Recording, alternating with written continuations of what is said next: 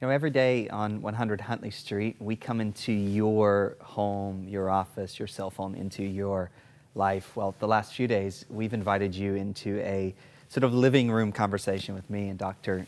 Neil T. Anderson. We've been talking about the Word of God in the context of his new book, Restoring Broken Relationships. Dr. Anderson, Exodus 33, 12 through 14. Here's what it says. Actually, Moses said to the Lord, "See, you say to me, bring up this people, but you have not let me know whom you will send with me. Yet you have said, I know you by name, and you have also found favor in my sight. Now therefore, if I have found favor in your sight, God, please show me now your ways, that I may know you in order to find favor in your sight.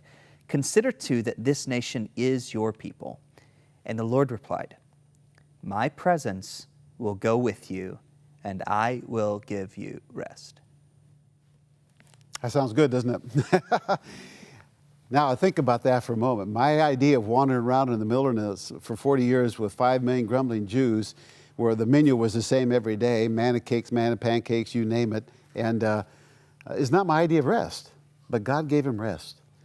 How do I know that? Well, you determine a rest by how you feel at the end of it. Have you ever taken a week off and gone to Disneyland and had a rest? You came home broke and absolutely exhausted. But he stood in Mount Nebo and looked in the promised land. His vigor was not abated and his eye was not dim. And so he asked the two most critical questions. Who's going to go with me? And let me know thy ways. And if you got an incredible task ahead of you, you couldn't ask two more important questions.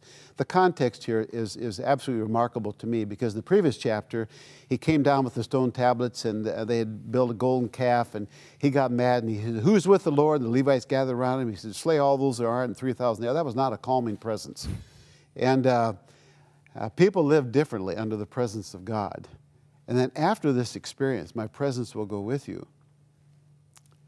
3 times in Numbers, he talks about his own sister and Miriam and Aaron revolting against him, and then the congregation did, and the people. And every time, rather than pray judgment on him, he prayed that God's judgment would be removed. I mean, he became a calming presence. Let me relate that back to my wife and how important this is. I did a prayer thing one morning, so I wasn't there for a normal breakfast. I walked in, she was still wet. She was just asking for help. Nobody heard her. It hadn't been changed. Her food was cold. When you pay $9,000 a month, you want a little better money than that. But what you needed then was a calming presence. I didn't want to alienate the staff or whatever else. I did point out what the error was so they could make the correction. And I think when you're dealing with the kind of issues that we're dealing with and restoring relationships, you don't get on some bulldozer kind of an experience to slay all those people who disagree with you or do bonehead things or whatever else. The presence of God comes with it with its own peace and its own sense of presence. My presence will go with you. And probably the most important issue I ask myself, are you in this, God? Or is this me doing this thing right now? Because I want to minister in the presence of God. And I don't believe you can have reconciliation with God or himself without that sense of God's presence. And it's always, to me, a calming influence. Jesus calmed the waters. People walked in. His first words were, "Peace be with you," when they were frightened. And it gets you away from, you got to do it now, or forcing people to do it, or whatever else. I said, God does everything decently and in order.